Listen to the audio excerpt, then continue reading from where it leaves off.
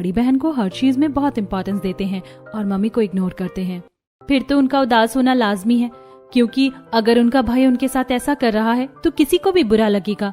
इस तरह दिन गुजर जाता है और रात को जब प्रीति और नेहा चूल्हे पर खाना बना रही थी तो उसकी वजह से दोनों को बहुत ज्यादा गर्मी लग रही थी और दोनों पसीने से तरबतर हो रही थी।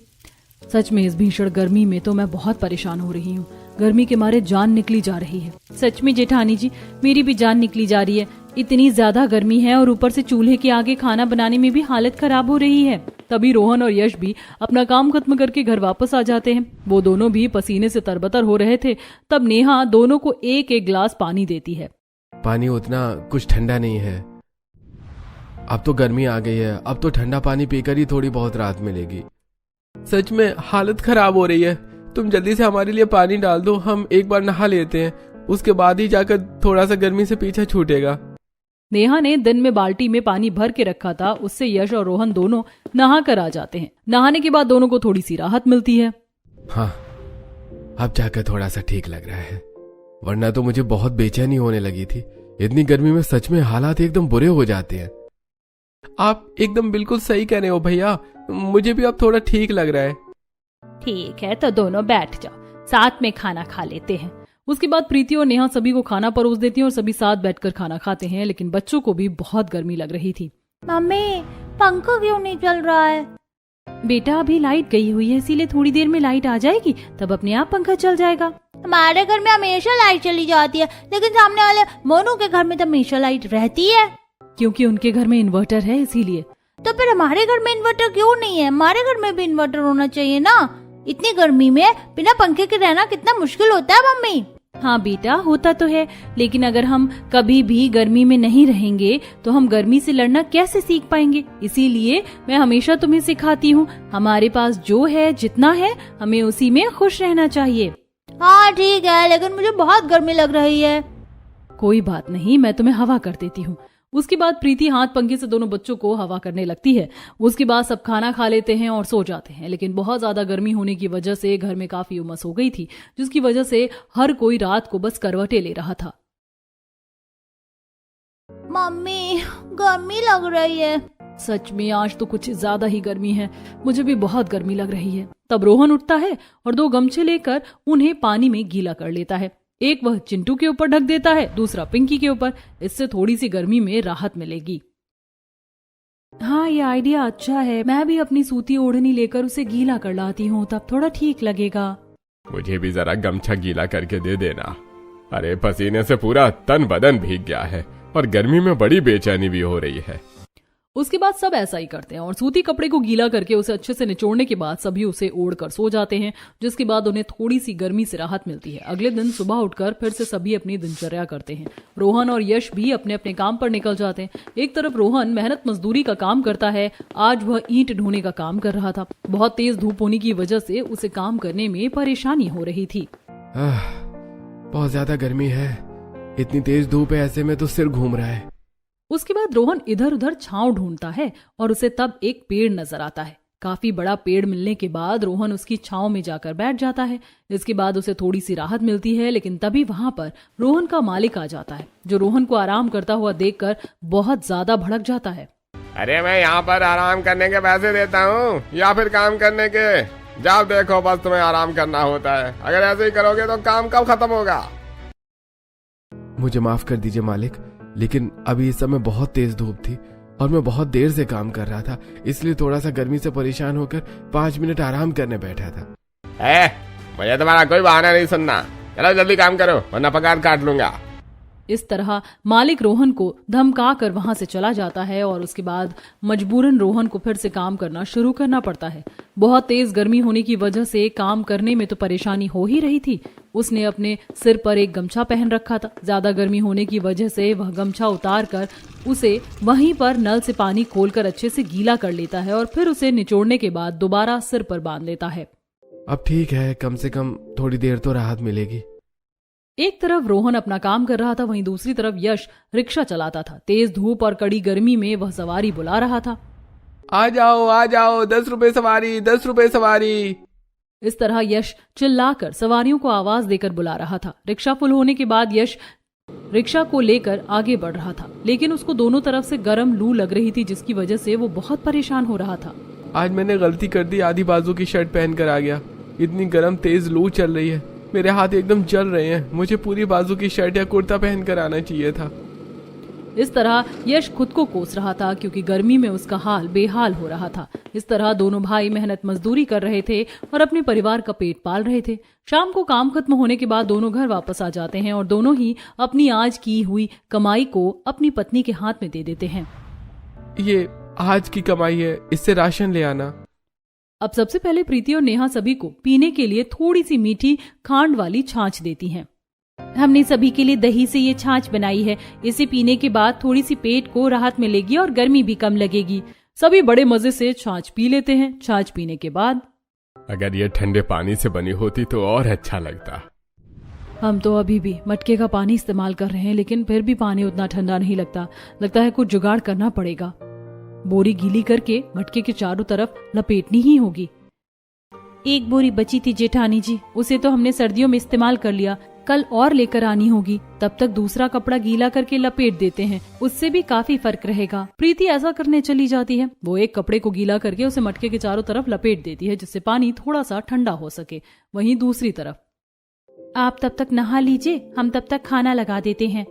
उसके बाद दोनों भाई नहाने चले जाते। प्रीति और नेहा सबके लिए खाना लगा रही थी। दोनों जब नहा कर आते हैं तो आज तो पानी बहुत ज्यादा गर्म था।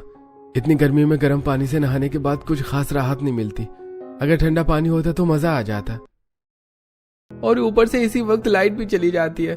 पहले हमारे पास सिर्फ एक पंखा है और ऊपर से लाइट चली जाती है तो और बुरा हाल हो जाता है। अरे पिछली बार तो हमारे पास कम से कम एक फर्राटा तो था, वो भी खराब हो गया। पर अब देखो कितनी परेशानी हो रही है। वो फर्राटा भी हमने पिछली बार कबाड़ी वाले से लिया था, लेकिन उसने हमारे 2 साल निकाल दिए और काफी अच्छी हवा दे देता था। इस तरह सब खाना खाते हुए बात कर रहे थे और उसके बाद रात को सो जाते हैं। लेकिन रात को किसी को भी गर्मी में परेशान होने की वजह से चैन से नींद नहीं आती है। अगले दिन प्रीति और नेहा दोनों घर का काम कर रही थी। सारा काम खत्म करने के बाद चलो आज जरा दुकान से सामान लेकर आते हैं और थोड़ा सा गोंद कतीरा भी लेकर आएंगे। प्रीति और नेहा दोनों पास की दुकान पर जाती हैं, जहां पर पहले से ही उनकी पड़ोसन सीमा सामान ले रही थी। भैया हमें थोड़ा सा गोंद कतीरा दे दीजिए और साथ में थोड़ी दही भी दे दीजिए, और राशन के लिए 5 किलो चावल और 3 किलो आटा दे देना। उन दोनों को बस इतना सा सामान लेते हुए देखकर सीमा घमंड से, कुछ लोग ऐसे हैं जो गरीबी की वजह से गर्मी में सिर्फ गोंद कतीरा ही पी रहे हैं और अभी भी वहीं तक अटके हैं। मैं तो महंगा बेल का शरबत लेने आई हूँ, शायद किसी ने आज तक बेल का शरबत पिया भी नहीं होगा। शरबत चाहे कोई भी हो, इंसान शरबत पीने से आगे नहीं बढ़ता, अपने व्यवहार और अपने टैलेंट के दम पर आगे बढ़ता है। रही बात गोंद कतीरा की, तो वो दुकान के महंगे बेल शरबत की तरह नकली नहीं है, सस्ता, टिकाऊ है और अपना काम भी बहुत अच्छी से करता है। इस तरीके से नेहा ने भी इनडायरेक्टली सीमा को जवाब दे दिया था और सीमा अपना सारा महंगा सामान लेकर वहां से चली जाती है। उसके जाने के बाद नेहा और प्रीति भी अपना सामान लेकर घर वापस आ रही थी। देखा जेठानी जी, आपने उस सीमा के अंदर कितना ज्यादा घमंड कूट कूट कर भरा हुआ है। अरे कोई मौका नहीं छोड़ती है कभी ताना देने का। हाँ ठीक है, लेकिन तुम्हें उसकी बातों पर इतना ध्यान नहीं देना चाहिए। पहले ही इस धूप ने गर्मी के मारे हम पर हाई कर रखा है और अब गुस्से में और पारा हाई होकर बिल्कुल ही आसमान तक पहुंच जाएगा। दोनों सारा सामान लेकर घर आती हैं, लेकिन तभी देखती हैं कि घर के आंगन में उनके ससुर रमेश बेहोश पड़े हुए थे और शांति और रिया उन्हें उठाने की कोशिश कर रही थी। जी आपको क्या हो गया, आप अपनी आंखें खोलिए। प्रीति और नेहा दोनों सामान रखकर दौड़ती हुई रमेश के पास जाती हैं। उसके बाद सभी मिलकर रमेश को घर के अंदर ले जाते हैं और चारपाई पर लेटा देते हैं और प्रीति एक रुमाल को पानी में निचोड़ने के बाद रमेश के सिर पर रख देती है। तभी वहां पर डॉक्टर को बुलाया जाता है और डॉक्टर रमेश को एग्जामिन करने के बाद बताते हैं, देखिए इन्हें हीट स्ट्रोक हुआ है। वो क्या होता है? हीट स्ट्रोक का मतलब होता है कि इन्हें गर्मी की लू लग गई है, इसकी वजह से इन्हें बेहोशी हुई। अभी आपने ठंडे पानी की पट्टी सिर पर रख दी तो अच्छा किया। मैंने भी इन्हें कुछ दवाई दी है, लेकिन अब आप लोगों को ज्यादा ध्यान देने की जरूरत है। सच कहूं तो आपके घर में बहुत गर्मी है और उमस भी बहुत ज्यादा है। ऐसे में इतनी गर्मी में आप यहाँ पर कैसे रह सकते हैं? इसी तरह से हीट स्ट्रोक होता है। आप लोगों को थोड़ा ध्यान रखना होगा और इन्हें ठंडी जगह पर रखना होगा ताकि दोबारा ऐसी नौबत ना आ सके। और खाने पीने में भी आप लोगों को सिर्फ ठंडा ही खाना खाना होगा। इतना कहकर डॉक्टर वहां से चला जाता है और डॉक्टर के जाने के बाद सभी बहुत परेशान होकर आपस में बात कर रहे थे। हमारे पास तो पैसे नहीं है और ना ही हमारे पास कोई घर में ऐसी चीज है जिसकी वजह से हम गर्मी से बच सके। समझ नहीं आ रहा क्या करें। हमारे घर में तो एक पंखे के अलावा और कुछ भी नहीं है और देखो तो जरा कैसे खिड़की और दरवाजे से इतनी कड़क तेज धूप घर के अंदर तक आ रही है, तो घर में गर्मी ही होगी। लेकिन हमें कुछ तो करना ही होगा, ऐसे में तो हालत और ज्यादा बुरी हो जाएगी। सब इस बारे में बात कर रहे थे और हर कोई इस चीज को लेकर काफी परेशान था। तब प्रीति सभी के लिए मटके के पानी में गोंद कतीरा मिलाकर उनके लिए शरबत लेकर आती है। हर कोई उसे पीता और पीने के बाद सबको अच्छा लगता है। आज तो पानी ठंडा लग रहा है, ऐसा कैसे हो गया? मैंने आज बोरे को अच्छे से गीला करने के बाद उसे मटके के चारों तरफ लपेट दिया था, इसीलिए आज पानी में थोड़ी राहत है। पापा, अब आपको कैसा लग रहा है? अरे अब थोड़ा ठीक लग रहा है, वरना ऐसा लग रहा था मानो मेरे शरीर से जैसे जान निकल गई हो। इस तरह गर्मी में काफी परेशानी में उनके दिन गुजर रहे थे। तब प्रीति के पास उसकी माँ का कॉल आता है। और बताओ प्रीति बेटा, तुम कैसी हो? मुझे पता चला कि तुम्हारे ससुर जी की तबीयत काफी खराब हो गई थी, अब वो कैसे हैं?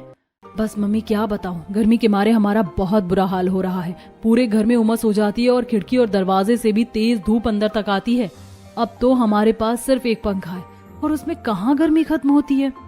बेटा, अब तो गर्मी बहुत ज्यादा भीषण रूप में आती है, बल्कि अब तो धूप अपना प्रचंड रूप दिखा रही है। ऐसे में बहुत ज्यादा हालत खराब हो जाती है, इसीलिए तुम सबको ध्यान रखना चाहिए। एक तो आज का सीमेंट के मकान है तो घर में और दोगुनी गर्मी हो जाती है, वरना हमारे गांव में तो कुछ मकान मिट्टी के हैं तो वहाँ इतनी परेशानी नहीं होती। मम्मी, आपने तो मुझे बहुत अच्छा आइडिया दे दिया। तब प्रीति सारी बात सबको बताती है और ये सब सुनने के बाद नेहा को भी काफी अच्छा लगता है। जेठानी जी बिल्कुल सही कह रही हैं। इतनी गर्मी में परेशान होने से तो अच्छा है कि हमें एक बार ट्राई कर लेना चाहिए। यहाँ पहले ही हमारी हालत खराब हुई रहती है। लेकिन बेटा, इसमें तुम्हें बहुत ज्यादा मेहनत करनी पड़ेगी और फिर ये कामयाब हो ना हो तो कोई बात नहीं मम्मी जी, हमें एक बार कोशिश तो कर ही लेनी चाहिए। बस अब दोनों बिना कुछ देरी किए तसला लेकर जाती हैं और थोड़ी ही दूरी पर एक नदी किनारे उन्हें वहां पर ढेर सारी मिट्टी मिल जाती है। देखो, हम अपनी मंजिल तक पहुंच गए, हमें जो चाहिए था हमें मिल गया। चलो जल्दी से सारा सामान इकट्ठा करके चलते हैं। उसके बाद प्रीति और नेहा वहां की मिट्टी को इकट्ठा करके तसले में डाल देती हैं और काफी सारी मिट्टी इकट्ठा करने के बाद दोनों तसले को अपने सिर पर रखती हैं और घर वापस आ जाती हैं। घर आने के बाद वो दूसरा चक्कर लगाने जा रही थी। भाभी रुको, मैं भी आपके साथ चलती हूँ, इस तरह आप दोनों को तो बहुत समय लग जाएगा। अब इस बार प्रीति और नेहा के साथ रिया भी चली जाती है और तीनों मिलकर 2-3 चक्कर लगाने के बाद कुछ मिट्टी ले आते हैं। चलो अब ये तो हो गया, अब अगर हमें थोड़ा सा गोबर और मिल जाए तो हमारा काम आसान हो जाएगा। हमारे गांव के पास जो गौशाला है, हम वहां पर चलते हैं। तीनों तसला लेकर गौशाला के पास जाती हैं और वहां से भी थोड़ा सा गोबर इकट्ठा करने के बाद घर वापस आ जाती हैं। रात को सब खाना खा रहे थे तब। क्या इससे कुछ होगा? हाँ बिल्कुल होगा। लेकिन आप सारा काम अकेले करेंगे तो थक जाएंगे। आप हमें बता दीजिए, हम आपकी मदद करेंगे और उससे काम जल्दी भी होगा। रात को तो सब सो जाते हैं और अगले दिन सुबह जल्दी उठकर सभी चाय के साथ पहले 2-2 ब्रेड खा लेते हैं और उसके बाद अपना काम करना शुरू करते हैं। सबसे पहले रोहन और प्रीति मिलकर मिट्टी को गीला करके पूरे घर के अंदर पतली लेयर लगाते हैं और बाहर की तरफ से रिया, नेहा और यश तीनों मिट्टी की पतली लेयर लगा रहे थे। काफी देर काम करने के बाद उनका काम खत्म हो जाता है और पांचों थोड़ी देर आराम करने के लिए वहां पर बैठ जाते हैं। तब शांति पांचों के लिए गोंद कतीरे का शरबत और साथ में नींबू पानी भी लेकर आती है। इतनी गर्मी में इतनी मेहनत करोगे तो ठीक नहीं है, थोड़ा सा शरबत भी पी लो। सभी शरबत पी लेते हैं और उसके बाद दोबारा अपने काम पर लग जाते हैं। मिट्टी की पतली लेयर लगाने के बाद वह गोबर की लेयर को घर के अंदर और बाहर से लगाना शुरू करते हैं। इस तरह पूरा दिन गुजर जाता है और रात को प्रीति सभी के लिए खाने में दलिया बना देती है, क्योंकि पूरा दिन काम करके सब थक गए थे। अभी तो हमने सिर्फ 2 पतली लेयर लगाई हैं और अभी घर के अंदर थोड़ी सी राहत मिल रही है। हाँ भैया, जब सारा काम खत्म हो जाएगा तब देखना कितना अच्छा लगेगा। मुझे यकीन है ये जरूर काम आएगा। अगले दिन सुबह उठकर फिर से सभी अपना काम करना शुरू करते हैं। रोहन जी और यश, आप दोनों काम पर जाइए, आज हम बाकी काम खुद कर लेंगे। अब रोहन और यश तो अपने काम पर चले जाते हैं और प्रीति, रिया और नेहा तीनों मिलकर फिर से अपना काम करना शुरू करती हैं। अगले दिन दोनों फिर से मिट्टी की इस बार मोटी लेयर लगाना शुरू करती हैं। अब वो घर के अंदर और बाहर दोनों तरफ से मिट्टी की मोटी लेयर को गीला करके लगा देती हैं और यहाँ तक कि फर्श को भी मिट्टी का ही कर देती हैं। ये करने के बाद उनका एक काम खत्म हो जाता है। चलो अब दीवारों का तो काम खत्म हो गया, अब हमें छत को भी ठीक कर देना चाहिए। बाहर से सीढ़ी लाने के बाद प्रीति और नेहा दोनों छत पर चढ़ जाती हैं और उनकी छत भी काफी हद तक खराब हो गई थी। अब वह पुराने बांस के लकड़ियों को हटाकर उसे भी पहले मिट्टी और गोबर की पतली लेयर से कवर करती हैं और उसके बाद वहां पर ढेर सारी मिट्टी की एक बहुत ही ज्यादा मोटी लेयर बिछा देती हैं, जिसके बाद वहां पर कुछ बीज लगाकर ऊपर से मिट्टी को कवर कर दिया जाता है। प्रीति सीढ़ी से नीचे वापस आती है और वहीं पर आंगन में लगे नल पर पाइप लगाकर दोबारा सीढ़ी से ऊपर जाती है और ऊपर से आवाज लगाकर रिया को कहती है, रिया अब तुम नल को चालू कर दो। रिया नल चालू करती है और उसके बाद प्रीति छत पर मिट्टी में दबाए हुए बीजों को पानी दे देती है और उसके बाद नेहा और प्रीति दोनों नीचे आ जाती हैं। इस तरह उनका मिट्टी से बना घर पूरी तरह तैयार हो जाता है। शाम को कितना अच्छा लग रहा है, काफी ठंडा ठंडा लग रहा है। सच में आप दोनों ने तो कमाल कर दिया, काफी अच्छा लग रहा है। हाँ, आज तो बाकी दिनों से घर में भी बहुत कम गर्मी है और काफी राहत मिल रही है। मुझे भी बहुत अच्छा लग रहा है। इस तरह सभी खाना खाते हुए घर की बहुत तारीफ कर रहे थे और जब रात को सब सोते हैं तो सबको बाकी दिनों से थोड़ी कम गर्मी लगती है। अगले दिन प्रीति और नेहा दोनों अपनी पड़ोसन ऋतु के घर जाती हैं, जो लोहे वाले कलर का एक साइड का दरवाजा खोलकर उसमें पानी भर रही थी। आज बड़े दिनों बाद तुमने दर्शन दिए। बस क्या करें, गर्मी में बाहर जाने का मौका ही नहीं मिलता। तुम बिल्कुल सही कह रही हो, गर्मी में बड़ा हाल बेहाल होता है। तुम्हारे कूलर के दरवाजे में भी घास लगी हुई है? हाँ, ये तो हर लोहे के कूलर में लगी होती है। अब पानी भी तो ठंडा रखना होता है, बिना कूलर के तो गर्मी का मौसम निकालना बड़ा मुश्किल है। सही कहा। क्या तुम्हारे पास कुछ एक्स्ट्रा बोरी रखी है? हमें चाहिए थी। तब ऋतु उन्हें अंदर से कुछ बोरी लाकर दे देती है और उसके बाद दोनों घर वापस आ जाती हैं। घर आने के बाद दोनों बोरी के अंदर थोड़ी सी घास डालती हैं और उन्हें खिड़की और दरवाजों पर अच्छे से लगाकर उनके पर्दे बना देती हैं। उसके बाद उन्हें पानी से गीला कर दिया जाता है। अब ठीक है, अब घर के अंदर ना तो धूप आएगी और ना ही गर्म लू। अब इसके अंदर से हवा छनकर आएगी और ठंडी हवा ही अंदर आएगी। तुमने तो बहुत अच्छा किया बहू। तब नेहा काफी देर कुछ सोचने के बाद कहती है, मेरे पास एक और आइडिया है। जैसे हमने कबाड़ी वाले से फर्राटा लेकर 2 साल उसमें गुजारे हैं, तो मैं सोच रही हूँ क्यों ना हम मिट्टी का कूलर बना लेते हैं। हम उसके अंदर की मोटर खरीद लेंगे और उसके बाहर का ढांचा तो कुछ भी नहीं होता, बस एक लोहे या प्लास्टिक का ही ढांचा होता है जिसके अंदर मोटर लगी होती है। साथ में दरवाजों पर घास लगा दी जाती है। तो इस तरह हमारा होममेड मिट्टी का ठंडा कूलर तैयार हो जाएगा। मानना पड़ेगा भाभी, आपने तो कमाल कर दिया। मुझे लगता है इस बार आप गर्मी के छक्के छुड़ा देंगी। यानी आप हमारे लिए घर पर ही मिट्टी का कूलर बनाएंगे? अगर अब सोच लिया है तो बनाना ही होगा। बस फिर बिना कुछ देरी किए प्रीति और नेहा जाती हैं और बहुत सारी मिट्टी लेकर आती हैं और अब मिट्टी गीला करके अच्छे तरीके से कूलर का ढांचा तैयार करना शुरू करती हैं। वहीं दूसरी तरफ उन्होंने अपने पति को इस बारे में बता दिया था, तो रोहन कबाड़ वाले दुकान पर जाता है। भैया, क्या आपके पास कूलर की कोई पुरानी मोटर मिल जाएगी? अरे हाँ भैया, मिल जाएगी। कुछ दिन पहले की एक खराब कूलर मेरे पास आई है। उसका लोहे का ढांचा तो पूरी तरीके से गल गया है और मोटर भी खराब है, लेकिन मोटर ठीक होकर चल सकती है। ठीक है, तो आप मुझे मोटर दे दीजिए, मैं इसे ठीक करवा लूंगा। अब रोहन मोटर लेकर जाता है और इलेक्ट्रीशियन की दुकान पर मोटर ठीक करने के लिए दे देता है। जब रोहन घर आता है तो देखता है कि नेहा और प्रीति अभी भी कूलर पर काम कर रही हैं और बस उनका काम अब खत्म हो ही गया। देखिए, हमने पूरा ढांचा तैयार कर दिया है और मिट्टी का कूलर तो एकदम ठंडी हवा देगा। अरे हमारी घर की बहू कितनी अच्छी है, पूरे परिवार के बारे में कितना सोचती है। इस तरह प्रीति और नेहा ने ठान लिया था कि इस बार वह गर्मी को हरा कर रहेंगी। अब अगले दिन मोटर भी आ जाती है और मैकेनिक मिट्टी के बने कूलर में मोटर फिक्स करके चला जाता है। जब सब कूलर चलाते हैं तो सबको बहुत अच्छा लगता है। ओहो, कितना मजा आ रहा है, कितना अच्छा लग रहा है। इस कूलर से तो बहुत ठंडी हवा आ रही है, मजा आ गया। कलेजे को जो सुकून मिल रहा है, बस बता नहीं सकते हैं। सच में गर्मी बर्दाश्त करने के लिए अब थोड़ी हिम्मत मिलेगी। उस रात सभी चैन से सोते हैं। रात को सभी को ठंडक का एहसास होता है और सब बहुत अच्छी नींद लेते हैं। अगले दिन जब सब्जी खराब हो जाती है तब प्रीति कुछ सोच रही थी कि नेहा, हम मिट्टी का कूलर बना सकते हैं, तो मिट्टी का फ्रिज क्यों नहीं? आपने तो काफी सही बात कही है। हमेशा मटके का पानी ठंडा नहीं लगता और खाना भी खराब हो जाता है। बस दोनों बिना देरी किए पहले फ्रिज का ढांचा तैयार कर लेती हैं, लेकिन उसमें वह कूलर की तरह मोटर फिक्स नहीं कर सकती थी। तो उन्होंने अपना दिमाग लगाया। पहले मिट्टी का बड़ा ढांचा तैयार करके उसे फ्रिज जैसा बड़े शेप में बॉक्स बना दिया। उसके बाद उसके अंदर हर शेल्फ में मिट्टी की टोकरी बना दी। भाभी, दिखने में तो बिल्कुल फ्रिज जैसा है, लेकिन बिना बिजली का फ्रिज कैसे काम करेगा?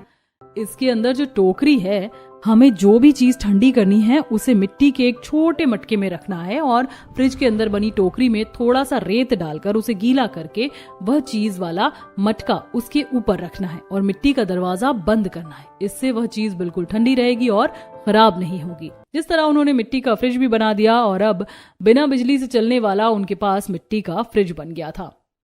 चलो, फ्रिज तो कम से कम हमारा बिना बिजली के चलने वाला है, वरना बिल ज्यादा भरना पड़ता। और हमारा मिट्टी का कूलर इतना अच्छा है जिसे चलाने के बाद पूरे घर में ठंडक हो जाती है, क्योंकि हमारा घर भी मिट्टी का है तो हमें पंखा भी चलाने की जरूरत नहीं पड़ती।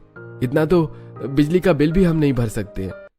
इस तरह उनके पास मिट्टी का कूलर और मिट्टी का फ्रिज हो जाता है। अगली शाम को प्रीति और नेहा जब अपनी 2 पड़ोसन के साथ थी।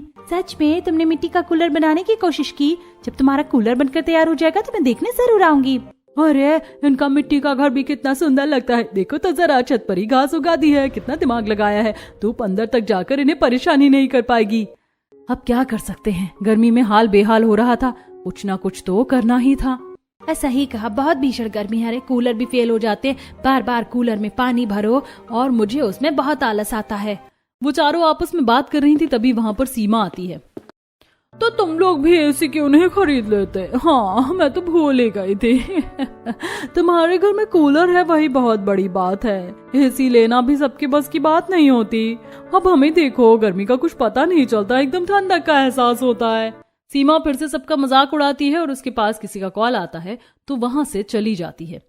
इसके पास कॉल आ गया, वरना इसे अभी मैं बताती। छोड़ो, हमें उसकी वजह से अपना मूड क्यों खराब करना है।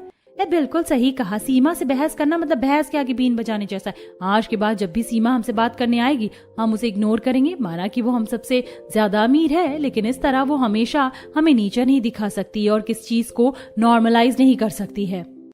अब सब ने फैसला कर लिया कि हर कोई सीमा को इग्नोर करेगा। प्रीति और नेहा जब घर वापस जा रही थी तो देखती हैं कि पिंकी और चिंटू को आंगन में खेलने में परेशानी हो रही थी। यहाँ कितनी गर्मी है और मिट्टी भी बहुत गर्म लग रही है। बच्चों, हम तुम्हारे लिए इसे भी ठीक कर देते हैं। प्रीति और नेहा अगले दिन आंगन की पूरी जमीन को अच्छे से खोदना शुरू करती हैं और उसके अंदर घास उगाने की अच्छे से तैयारी करती हैं। कुछ दिन बाद आंगन में घास भी उग जाती है। अब हम हर रोज सुबह अगर इस घास पर